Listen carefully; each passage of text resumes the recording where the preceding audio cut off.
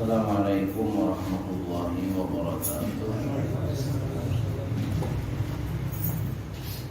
Innal hamdalillahi nahmaduhu wa nasta'inuhu wa nastaghfiruh wa na'udzu billahi min shururi anfusina wa min sayyiati a'malina. May yahdihillahu fala mudilla lahu wa may yudlil fala hadiya lahu. Asyhadu an la ilaha illallah wahdahu la syarika lah wa asyhadu anna Muhammadan abduhu wa rasuluh. Allahumma shalli ala Muhammad wa ala alihi wa sahbihi wa wala. Amma ba'd. Wa qala ta'ala fi kitabil karim, wa dzakir fa inna dzikra tanfa'ul mu'minin. Wa sekalian yang kami muliakan dan dirahmati Allah Subhanahu wa taala. Alhamdulillah, kembali kita panjatkan syukur kita kepada Allah Subhanahu wa taala. Sungguh suasana dan keadaan yang kita rasakan saat ini merupakan suasana dan keadaan yang terbaik di antara aktivitas kita dalam keseharian, dan saat ini adalah yang terbaik. Tempatnya pun tempat yang terbaik. Fi baitin min buyutillah. Aktivitas yang terbaik, aktivitas melaksanakan ubudiyah atas perintah Allah Subhanahu wa taala. Kita pun laksanakan, dan ini merupakan aktivitas yang mengundang rahmat Allah Subhanahu wa taala. Tempatnya pun di rumah Allah Subhanahu wa taala, merupakan abwabur rahmah, pintu-pintu rahmat. Hal itu bisa kita lihat tentang adab masuk masjid, adab masuk musalla, dengan kaki kanan yang kita langkahkan ketika masuk di pintu dengan ucapan doa, Allahumma ftahli abwaba rahmatik. Ya Allah, bukakan pintu-pintu rahmat Engkau. Jadi mafhum dari makna doa yang diajarkan Nabi itu mengajarkan kepada kita bahwa masjid adalah abwabur rahmah. Jadi kalau hendak hidup berahmah, ya, penuh dengan kasih sayang, maka tempatnya ya masjid. Tempatnya tempat ibadah. Fi baitin min buyutillah. Nah, berbahagia kita sekarang saat ini, berupaya, berusaha, sehingga kalau perlu kita melibatkan seluruh anggota rumah tangga. Rumah tangga ada kita, ada istri, ada anak mungkin, ya, cucu-cucu yang mumayyiz. Itu sangat dianjurkan keseharian kita tuh ada memposisikan diri kita di abwabir rahmah, karena dia adalah yang kita perlukan. Bukankah doa dan keinginan kita dalam rumah tangga adalah rumah tangga yang sakinah, mawaddah, warahmah? Di sini tempatnya. Seperti yang Nabi katakan, majtama qaumun fi baitin min buyutillah yatluna kitaballah wa yatadarasunahu bainahum illa nazalat alaihimus sakinah wa ghasyiyatuhum rahmah, ila akhirih. Tidaklah berkumpul orang-orang dalam satu tempat di antara rumah-rumah Allah Subhanahu wa taala yang mereka membacakan kitabullah,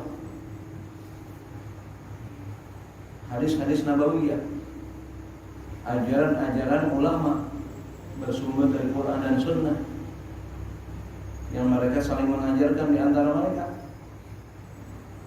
Demikian illa nazalat alaihim sakinah, kecuali turun atas mereka itu sakinah dan mereka diliputi rahmah.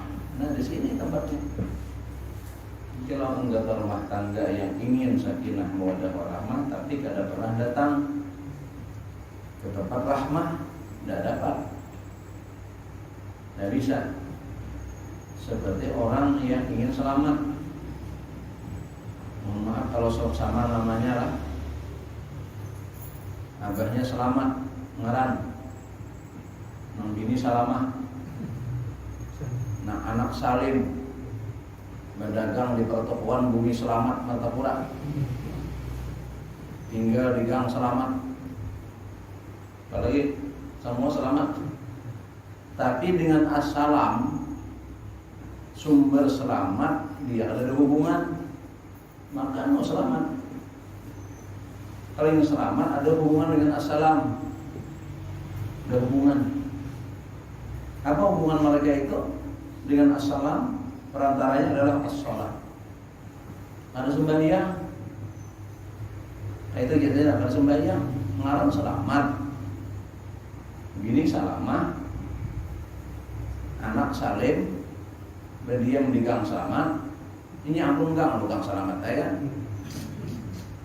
Bandak toko berjual mutiara di Bumi Selamat Martapura, tapi ada sembahyang. Ada mau selamat kan? Kalau sumber selamat tidak ada hubungan. Nah sama tadi hendak rumah tangga sakinah mawaddah warahmah kada pernah ke sini. Di mana dapat?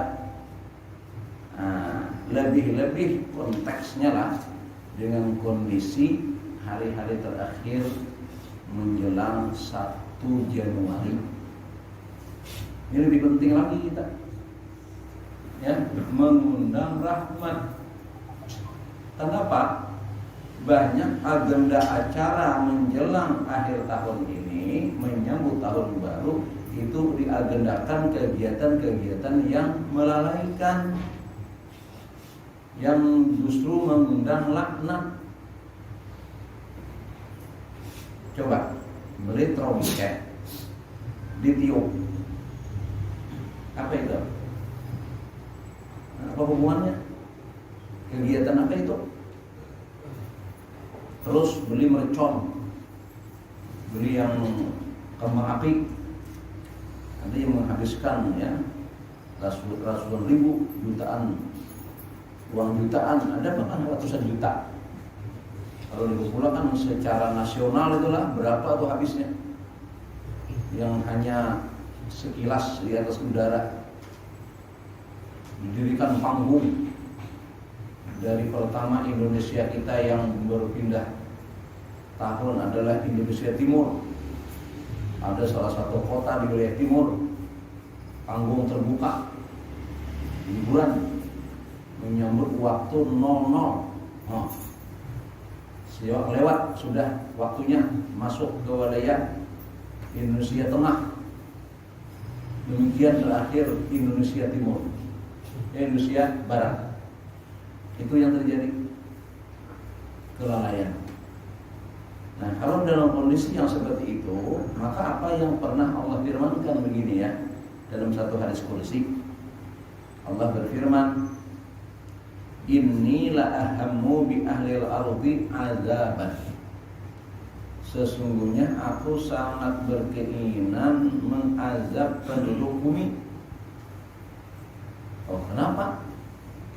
Oh, Allah berkeinginan mengazab penduduk bumi karena manusia di bumi ini macal, nakal. Apa itu nakal? Apa itu macal? Nah, yang disuruh kada digawi, yang digawi nang kada disuruh, nah itu macal namanya. Lihat kalau anak macal, digigit, dihambat. Kenapa? Nak, tuh orang kan bawang nak, dah, ulun aur mainan, biar dia nukar sana.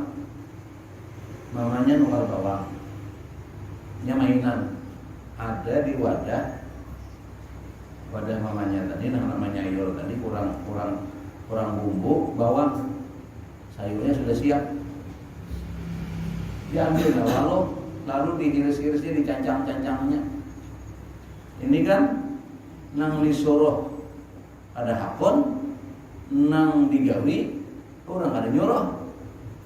Apa ibadah datang? Astagfirullahaladzim, tapau jatuh. Kenapa? Karena nang digawi kada disuruh, nang disuruh kada digawi. Kira-kira manusia banyak itu lah. Bertahun baru itu siapa nyuruh? Bahkan Allah Nabi menyuruh kalau malam itu disuruh guring di rumah aja, jangan hayabangan di jalan. Itu suruhannya, ya kan? Bahkan menjelang maghrib disuruh, diperintahkan pintu rumah ditutup, pintu jendela ditutup. Orangnya bang, ya masuk. Ngapain ditutup orangnya keluaran? Kecuali mereka yang datang ke masjid-masjid, musala-musala, itu pun mereka beribadah. Itu suruhannya. Anak-anak yang bermain pada siang hari dengan kondisi bau badan yang kurang sedap itu dimandikan. Karena diinformasikan bahwasanya setan ketujuh bau-bau yang ada bagus itu. Malaikat suka dengan yang harum-harum, yang bersih-bersih. Itu, maka anak-anak disuruh dimandikan, ganti dengan pakaian yang bagus, yang bersih, harum, yang layak dibawa ke masjid, bawa ke masjid, yang tidak layak tinggal di rumah. Dan didoakan perlindungan kepada setan, kepada Allah dari setan. Itu sebagaimana kata Nabi, doa ayah kalian Ibrahim atas dua putranya Ismail dan Ishak alaihi wassalam, sebagaimana aku juga mendoakan kedua cucuku Hasan dan Husain radhiyallahu anhuma. Mu'idukuma bi kalimatillahi tammah min kulli syaitanin wa hamah wa min kulli ainin lamah.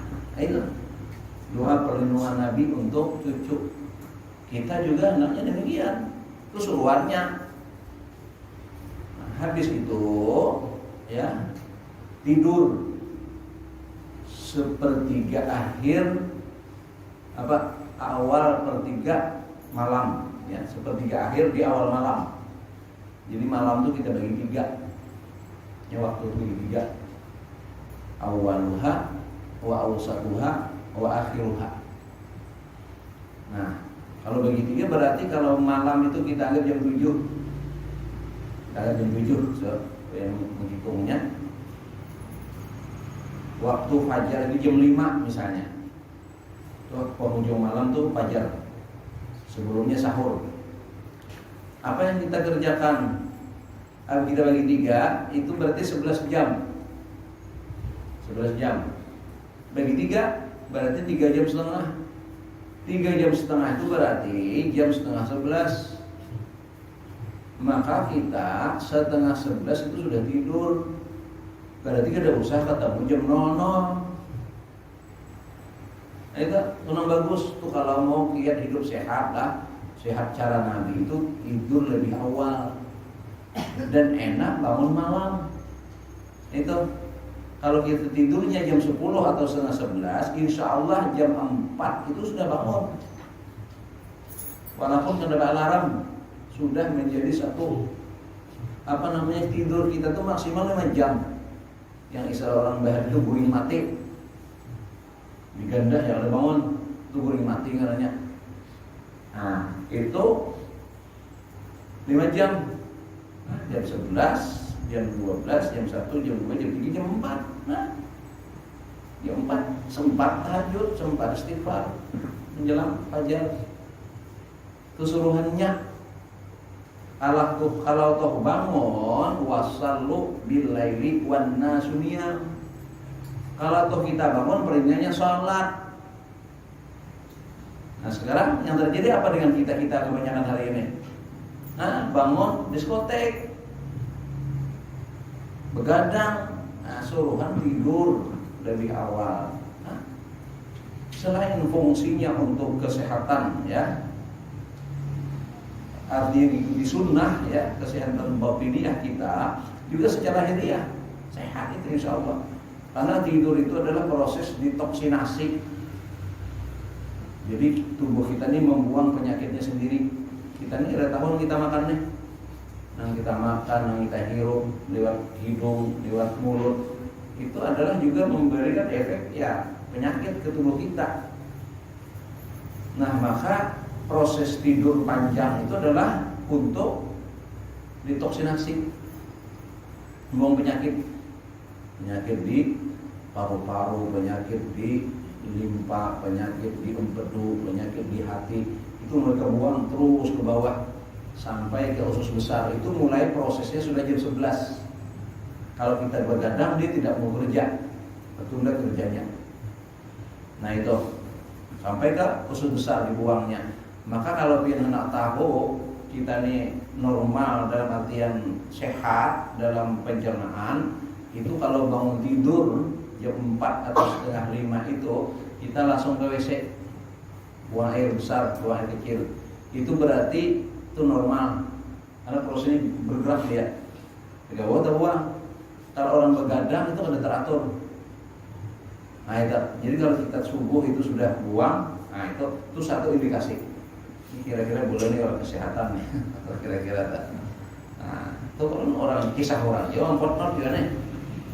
Nah, itu hikmahnya ternyata. Nah, hikmahnya itu kita tidur awal malam setengah 11, jadi kada usah umpatan. Nang jam 00 nih dah. Walaupun sampai setahun, siapa yang nyuruh? Ada perintah gitu. Nah, ini digawe, orang kena nyuruh digawe. Apanya ya? Nah, itu. Nah, ini keadaan manusia macal, lalai, lalu ditimpakan azab. Ujar Sayyidina Ali apa? Manuzila bala'un illa bidzambin. Tidaklah diturunkan bala bencana kecuali karena dosa. Dosa menolak Allah sarik itu nah. Nah, itu. Makanya dengan dipancing-pancing kemukan Allah itu dengan perilaku tadi yang menyala-nyala. Nah, ini kondisinya. Kondisi keadaan kita hari yang harus melakukan usaha mengundang rahmat Allah. Di tengah-tengah sebagian orang kita ini adalah mengundang laknat. Ya, ala kulli hal lah. Mungkin mereka belum tahu, kada belajar, kada ngaji, atau kada ingat, macam-macam lah. Kita nang tahu jangan umpatan. Kalau nang tahu nih umpatan, akibatnya lebih dahsyat. Dikatakan dalam hukum hadis lah, jadi siksa Allah itu lebih awal didahulukan kepada orang-orang yang tahu tapi melanggar, ketimbang penyembah berhala yang mereka itu hanya umpatan. Karena rajanya kayak Namrud, kayak Firaun itu penyembah berhala, paksain mau umpati raja. Karena pembesar mereka itu menyembah berhala, umpatannya kan ada yang berpikir. Nah, orang yang kayak ini tadi disiksa. Nang disiksa, ini nang tahu nih. Nang sudah kita padahkan tahu sudah nih. Ternyata umpatan juga cucur jar. Itu kena. Nah, itu hati-hati. Sudah tahu bahwa itu kadada nasnya, ada syariatnya, ada hukumnya. Justru melanggar beberapa sunnah tadi, menunda tidur, begadang, bermaksiat, gitu kan? Nah, itu justru menyalahi. Nah, dalam hal ini mari kita mengundang rahmat Allah Subhanahu wa taala. Sehingga caranya kayak apa? Kita lanjutkan makna hadis kursi tadi. Ini mengulang-ulang aja nih lah dalam konteks ya akhir tahun kajian kita. yang dalam kondisi yang kita gambarkan tadi perlu kita ingatkan kembali. Paling kali kita ada umpatan gitu nah. Nah itu. Apa kata Allah? Setelah mengatakan inilah ahamu bi ahlil ardi adzaban fa idza nazartu ila ummari buyuti wal mustaghfirina bil ashar wal mutahabbina fiyya wa fi riwayatin wal mutazawwirina fiyya sarabtu anhumul azab. Ini hadisnya. Maka ketika kulihat orang-orang yang memakmurkan rumah-rumahku, rumah Allah, masjid Allah makmur, berarti banyak orang beriman deh. Innama ya'muru masajidallah man amana billah wal yaumil akhir. Sesungguhnya hanya yang memakmurkan masjid-masjid Allah orang yang beriman kepada Allah dan hari akhir. Maka kondisi Allah memberkahi itu kalau orang itu beriman. Walau anna ahlal qura amanu wattaqau la fatahna alaihim barakatim minas sama'i wal ardh. Kan jelas itu. Ayat seperti itu. Nah, jadi ada orang yang beriman. Siapa mereka itu? Yang memakmurkan masjid-masjid Allah. Masjid Allah, rumah Allah, tempat ibadah menyembah Allah itu makmur. Makmur indikasi pertama banyak mengurangi, banyak orangnya. Namun sabilah dua bilah itu ada makmur namanya. Banyak orangnya. Nah itu. Bila belum, nah ini ada beberapa harus kita lakukan. Nah, sebagaimana fungsi masjid itu makmur dengan aktivitas dan kegiatan. Nah itu lihat Masjidun Nabawi itu aktivitasnya. Ya. Kita hanya melihat kadang-kadang fungsi masjid itu hanya untuk salat berjamaah.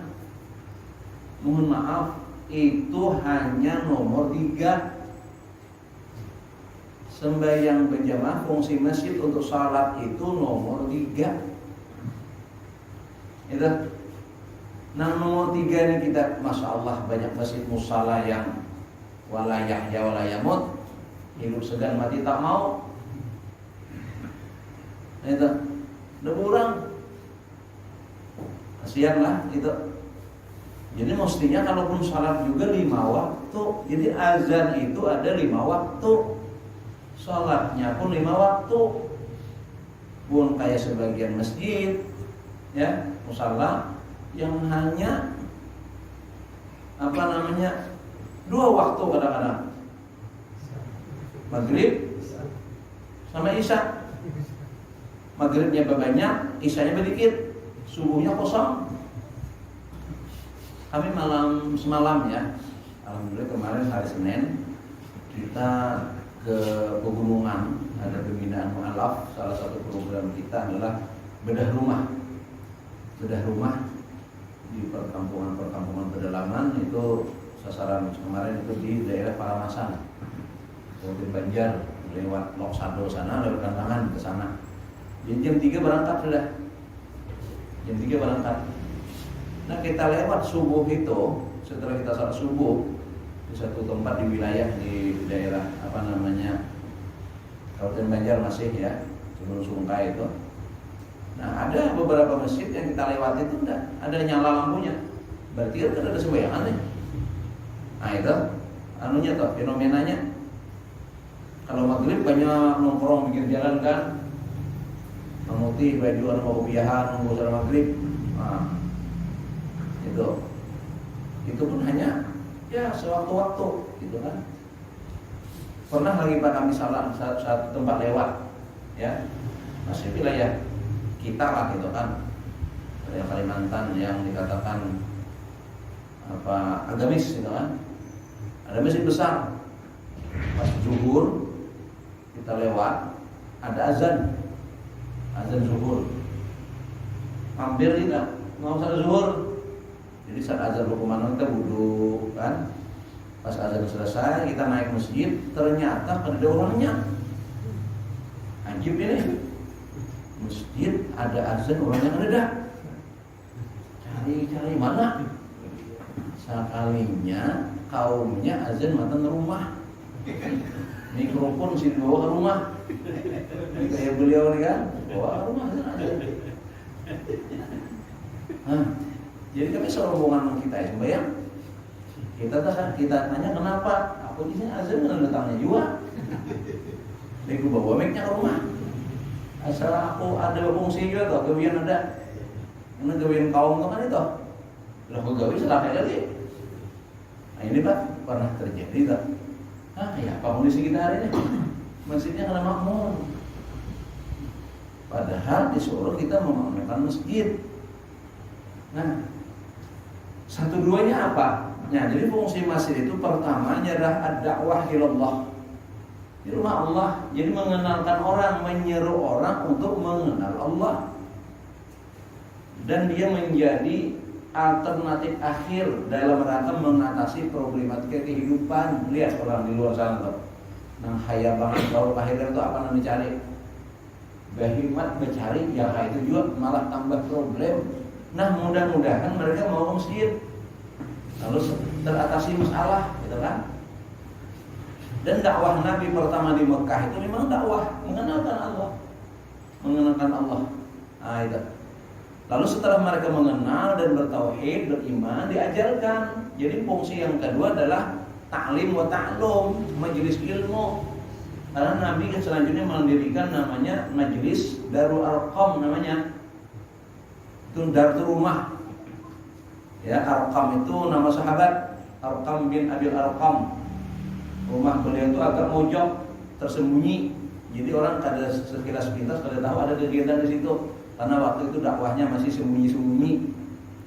Nah, jadi siapa yang mengenal Islam dibawa ke situ, ke rumah atau Darul Arqam itu. Nah, di sana Nabi mengajarkan.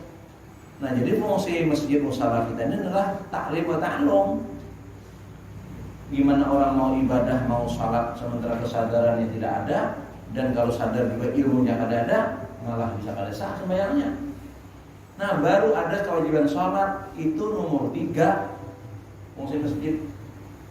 Nah, lalu bagaimana di sini supaya masjid kita ini makmur, ramai, jadi sumber dakwah? Ya tentu harus mempunyai nilai-nilai dakwah yang bisa membuat hati orang itu terpaut ke masjid, senang. Jadi senang ke masjid, bukan malah musuhan dengan masjid. Nah itu kan. Jadi mohon maaf ya, mungkin beberapa perlu sampaikan juga dulu sebelumnya. Simpulan utamanya adalah supaya orang itu senang itu diantaranya fasilitas keperluan untuk ibadah yang menyenangkan.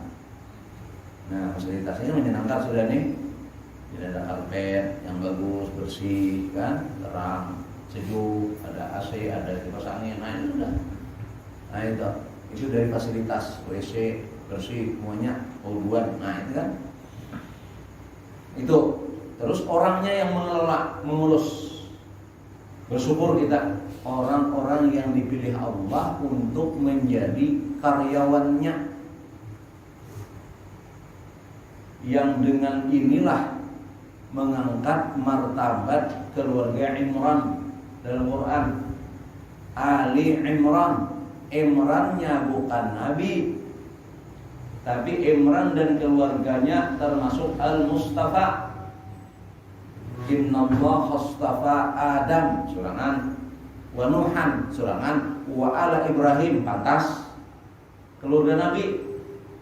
Ini ada di ujungnya wa ala Imrana ala alamin. Sebenarnya Allah memilih keluarga teladan nih, keluarga pilihan. Itu adalah keluarga Imran.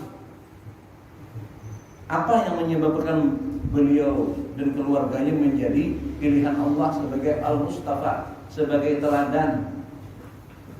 Di antaranya ulama katakan adalah mereka justru mengarahkan turunan anak cucunya kepada Allah, dipersembahkan untuk Allah, menjadi karyawan Allah. Apa dalam ayat itu dalam surah Ali Imran juga, di ayat sering dibaca waktu tasmiyah ini, inni nazartu laka fi batni muharrara, sesungguhnya ku nazarkan ini anak yang ada dalam kandunganku ini untuk Allah. Laka, untukmu ya Allah. Muharrara, muharraru yang terbebas mengurus dunia, hanya mengurus rumah Tuhan. Kalau dunia Kristen hanya biarawan biarawati, jadi pengabdiannya hanya untuk melayani rumah Tuhan. Kalau kita ini kaum, nggak masuk beliau nih, masuk muharrara nih, berkhidmat untuk kebersihan masjid itu. Ini kerugian paling tinggi di Quran ini, tapi oleh kita ini dianggap ina. Nauzubillah min dzalik. Jadi apa wayane? Itu kamu nah ngurus masjid ya, di kaum masalah digawian. Innalillah. Harus bangga. Jadi apa? Karyawan Allah. Oh, di mana? Muslim. Menjadi kaum mantap. Itu. Jangan merasa risih. Itu di Quran seperti itu. Luar biasa, ya. Nah, maka kalau kita dipercaya Allah sebagai rumah Tuhan, pertama bersyukur. Alhamdulillah. Karena yang menentukan fasilitas untuk kita atau tanda kutip gaji itu Allah. Kalau Allah menggaji lewat apa? Pahala besar pahalanya. Nah itu kurang bangga begawi lawan bos, misalnya ada bos apa misalnya lah, orang bangga jadi pelayan di rumah pejabat. Wah, kita lebih bangga melayani rumah Tuhan. Apa yang di apa namanya itu dibikin malu, tidak ada, justru kita bangga. Nah terus kita harus berlaku sebagaimana yang Allah perintahkan untuk kita. Kalau memang pegawainya Allah, ya harus cara yang perintahkan Allah. Bersikap lembut, kasih sayang, melayani, itu mungkin simpulan sederhananya Allah umpamakan masjid ini laksana surga. Surga di dunia itu masjid, sumber ketenangan, sumber kedamaian. Maka orang-orang yang bertugas pelayan di masjid adalah seperti malaikat Ridwan, malaikat penjaga surga. Jangan kayak malaikat Malik, penjaga neraka. Mau terus nyari di bawah terus, jangan. Tapi yang datang ke masjid ini macam-macam hal keadaannya, ada yang belum paham, belum ngerti, ya diajarkan, diedukasi. Nah itu, ini mengulang-ulang aja, mempertegas itu jalan supaya itu kita mengundang rahmat. Itu yang pertama, makmurnya rumah Allah. Fungsi kedua, taklim tadi, pengajaran, mengajar, mengenal Allah, mengenal tauhid, mengenal syariat, mengenal hukum, mengenal kewajiban, mengenal ibadah, mengenal adab-adab, tertib, cara mengundang ridha Allah, kasih sayang Allah. Itu diajarkan. Mengenal sumber-sumber hukum, Quran dan tafsirnya, hadis dan syarahnya. Itu kan belajar. Nah, baru kita beribadah. Ilmunya ada, imannya mendorong, ilmunya mengarahkan, dilaksanakan dengan ibadah dengan benar. Nah, ini ibadahnya jadi benar, diterima oleh Allah Subhanahu wa taala. Itu yang pertama, fungsi masjid adalah dimakmurkan.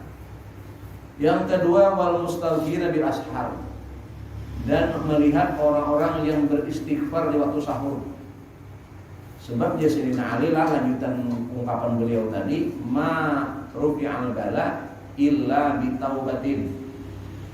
Tidaklah diangkat bala kecuali mereka bertaubat, kembali kepada Allah, sadar, dimintakan ampunnya kepada Allah Subhanahu wa taala. Wastaghfir lidzambika walil mu'minina wal mu'minat. Mintakan ampun untuk dosa-dosamu dan dosa orang-orang beriman. Nah, itu dimintakan kepada Allah Subhanahu wa taala. Kapan waktunya? Fil ashar. Di waktu sahur. Sahur itu kapan? Sebelum fajar. Kalau dihitung waktu fajar kita sekarang jam 4.50 lah misalnya ya. Jam 4.50. Nah, waktu sebelum itu 4:30 sudah fajar. Jam 4:15 sudah sudah sahur maksudnya. Nah mungkin kita sempatkan dengan rakatainnya, qiyamul lailnya, lanjutkan duduk munajat, memohon kepada Allah, memintakan ampunan, mintakan saudara kita yang lain juga ampunan kepada Allah Subhanahu wa taala. Nah itu yang kedua. Yang ketiga, wal mutahabbina fiyya, dan melihat orang-orang yang berkasih sayang. Nah kita disuruh saling menyayangi lah, jangan saling berkelahi lah, jangan saling mencaci. Sebab jalan Nabi kita, idza tasabat ummati saqatat min ainillah, jika umatku saling mencaci, jalan Nabi kita adalah maka jatuhlah mereka dari pandangan rahmat Allah. Allah akan memandang lagi dengan rahmatnya. Orang itu suka bacaci maki. Sibabul muslim fusukun, mencaci muslim hukumnya fasik, berdosa. Nah, kita harus bina kasih sayang. Caranya bagaimana? Seperti format ya hadis yang dengan redaksi yang lain, wal mutazawwidina fiyya, yang mereka saling berziarah, saling mengunjungi, silaturahim namanya. Nah itu penting dilakukan, itu sunnah. Kan disuruh nih, suruhan Allah silaturahim. Hari ini silaturahim termasuk barang langka. Selain tuntutan kehidupan masing-masing, kalau kesibukan dunia nih tuntutannya. Yang kedua, munculnya sifat ananiyah, individualis.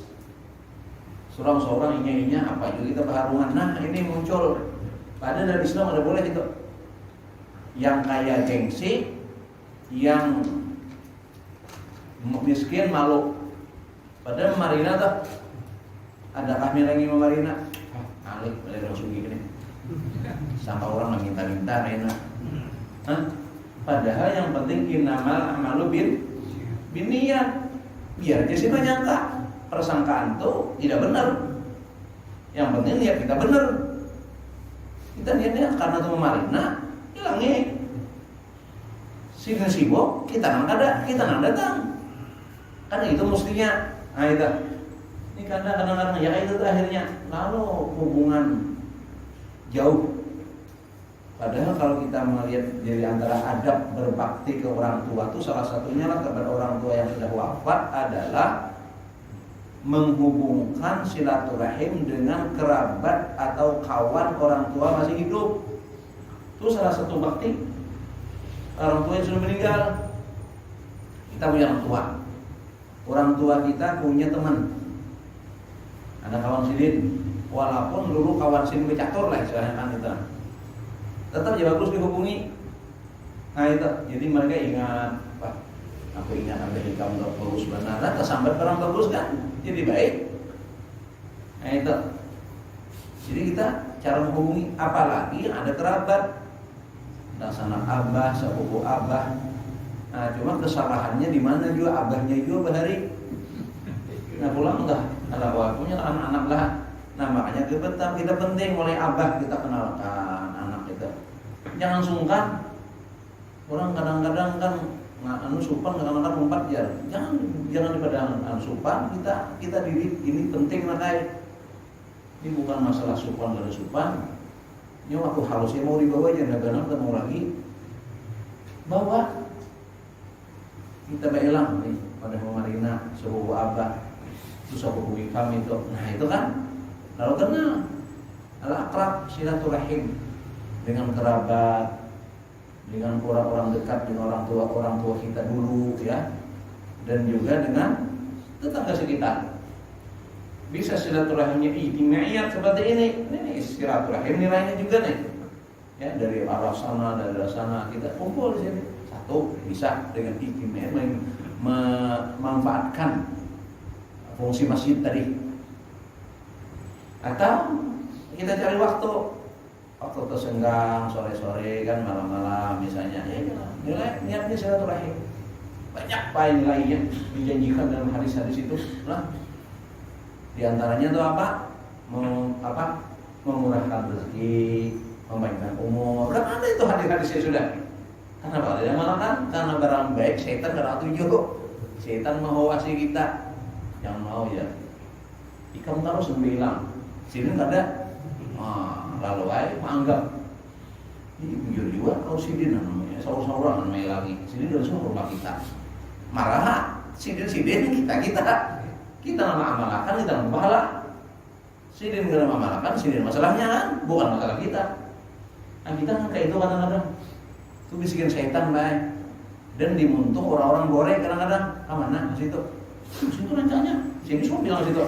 Aku kada hafal nggak kayak itu. Setan bener-bener. Nama deh gitu tuh. Jangan diasik. Benar itu. Nah itu. Ada memang sunnahnya bawa buah tangan misalnya. Kan menjadi syarat. Mun ada di bawah, mun ada dosa.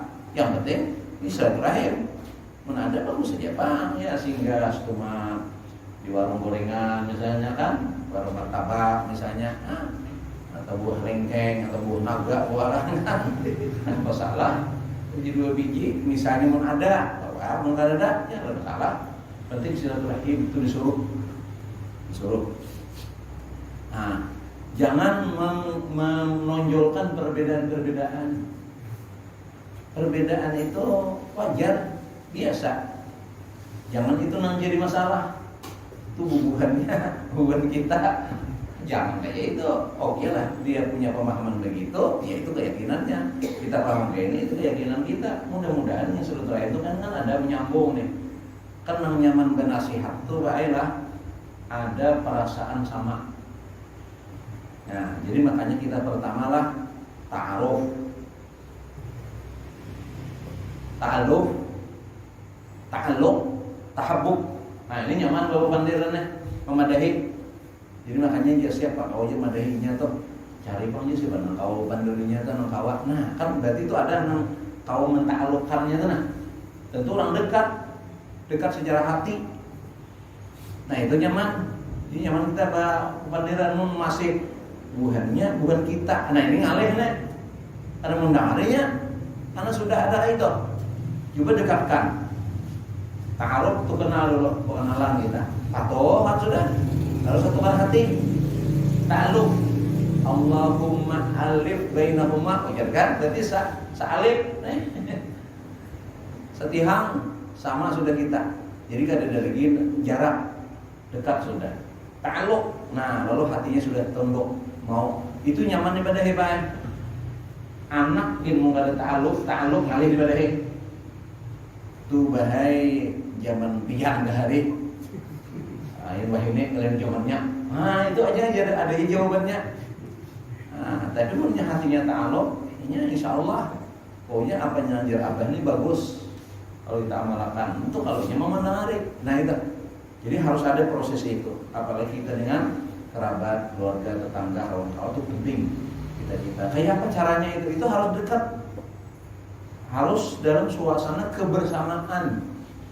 Makanya kan dari mana datangnya lintah? Dari sawah turun ke kali. Dari mana datangnya cinta? Dari mata turun ke hati. Berarti ada kebersamaan. Tatapan mata itu bertatap muka di orang bahari. Istilahnya. Alhamdulillah kita malam ini bisa bersilaturahim dan bertatap muka. Nah itu berarti ada tatapan, itu ada kebersamaan. Inilah yang akan menumbuhkan cinta, kebersamaan. Nah itu. Jadi kita suasanakan seperti itu. Alhamdulillah kita bisa memanfaatkan majelis ini, musala ini ya untuk menanamkan rasa kasih sayang. Dengan demikian apa Allah katakan? Syaratu anhumul azab. Kupalingkan azab atas mereka. Nah, jauh itu dari bala bencana. Nah, ini sekedar mengulang-ulang kembali dalam rangka kita menandingi lah tarik tambang kita nih. Nah, orang menarik laknat, kita menarik rahmat. Jangan orang menarik laknat, kita mengiringi juga. Kacau apa? Bang Sarami, nah, bang apa? Semiro. Pang banjir pulang nih. Mudah jangan lagi lah. Sudah tahun tadi aja. Nah itu, ini siaga bencana kayak boleh siap karena bencana jangan. Dengan sisi lain jalah kita ada edukasi untuk menghadapi bencana atau kayak apa yang baiknya. Caranya adalah jangan sembarangan lagi siaga bencana itu, kita jangan lagi ada bencana. Jangan buang sampah sembarangan, jangan sembarangan membangun bangunan yang akan mengurangi rasa pantai dan sebagainya. Nah, itu sudah dibenahi kan oleh pemerintah kita nih. Bantu menjadi siaga untuk tidak kena bencana. Itu sisi lahiriahnya, sisi batinnya mari kita pelihara diri kita untuk tidak mengundang azab dengan hal-hal yang tadi ya. Jangan kita umpatan nang disuruh pada digawi, nang ada disuruh. Nah, ini luput ngarannya. Maka marilah kita kerjakan yang diperintahkan, kita jauhi yang dilarang. Insyaallah itu Allah akan memandang kita dengan rahmatnya. Mudah-mudahan demikian. Amin ya rabbal alamin. Terima kasih atas waktu dan perhatian. Mohon maaf atas kesalahan dan kekurangan. Kepada Allah sama-sama memohon ampunan dan saling mendoakan. Subhanakallahumma bihamdika asyhadu an la ilaha illa anta astaghfiruka wa atubu ilaik. Wassalamualaikum warahmatullahi wabarakatuh.